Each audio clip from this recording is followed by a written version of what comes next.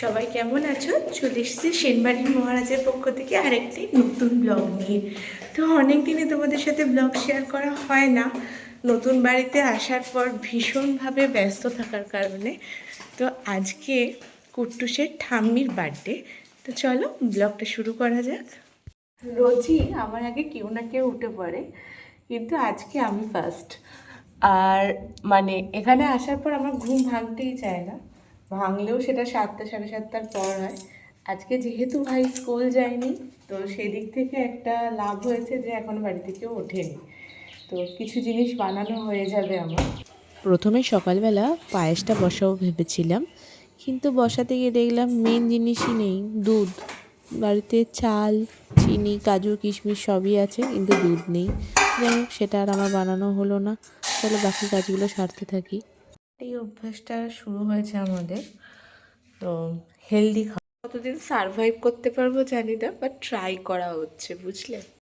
আর এই যে আমাদের বার্থডে গার্ল উঠে পড়েছে, তাদের দুজনকে মানে মা বেটাকে দিয়ে দিয়েছি চা আর বিস্কিট। তারপরেই কুট্টুসের পাপা রেডি হয়ে চলে এসেছে, তাকে দিয়ে দিলাম। আর যে হেলদি খাবারের কথা বলছিলাম, সেই ছোলা চাট। আর এই যে আমার ছেলের শাকলেটটা এসে রেডি, ও এক পাক ঘুরে আসবে, আর এদিকে এই যে বিস্কিট খেতে দিয়ে দিয়েছে। পরে বানাচ্ছিলাম কুট্টুসের জন্য টিফিনটা, প্যানকেক। আর ভাবলাম যে আর দেরি করে লাভ নেই, দুপুরে রান্নাবান্নাগুলো শুরু করা যায়।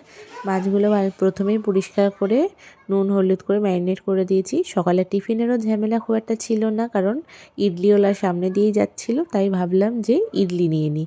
তো সকালের টিফিনটা বেশ ভালোই কেটে গেল, আর ইডলি খেতে সত্যিই খুব ভালো লাগে। কী কী রান্না হচ্ছে মোটামুটি তোমরা আন্দাজ করতেই পারবে যারা রান্না করো মোটামুটি। হ্যাঁ, পনির দিয়ে নবরত্ন কারি করব। এদিকে পায়েসটা বসিয়ে দিয়েছি, দুধটা আনার পর পায়েসটা বসাতে আমার বেশ দেরিই হয়ে গেছে। আর ওই যে পাবদা মাছ দেখালাম, পাবদা মাছের সর্ষে পাবদা করব। তার সঙ্গে চিংড়ি মাছের মালাইকারি করব, মাছের মাথা দিয়ে ডাল করব, শাক চচ্চড়ি করব, আর ভাজাভুজি তো আছেই। এরকম পায়েস, ডাল, নবরত্ন, এটা চিংড়ি, পাবদা, চাটনি করেছিলাম, মিষ্টি, ভাত, আর এখানে আলু ভাজা, কুমড়ো ভাজা আর শাক চচ্চড়ি। এই এতটাই জোগাড় করে উঠতে পেরেছি, এবং এইটা খেয়েই সবাই খুব খুশি। তিনি ফেরার সময় সুপ্রিয়াটা কেক নিয়ে চলে এসেছিল, আর এখানে দেখো আমরা সবাই একদম রেডি কেক কেটে সেলিব্রেট করার জন্য। এরপরে আমাদের আবার একটা জায়গায় যাওয়াও আছে, ইনভিটেশন ছিল একটা রাত্রিবেলা। চলো তোমাদের সাথে শেয়ার করবো অবশ্যই। Happy birthday to you. Happy birthday to you. Happy birthday, dear Ma. Happy birthday to you.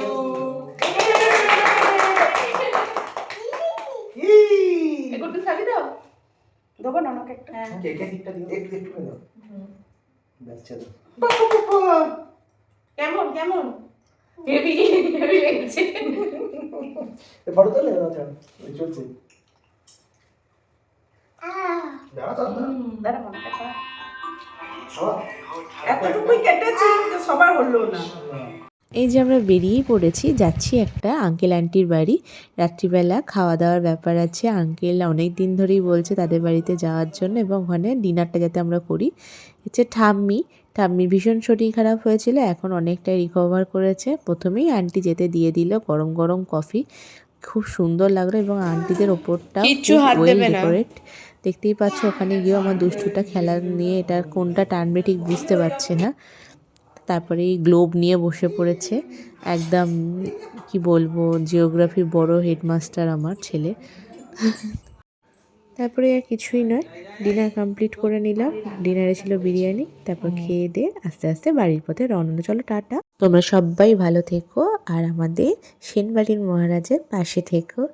আর ভিডিওটা ভালো লাগলে অবশ্যই লাইক সাবস্ক্রাইব করে দিও। Bye bye.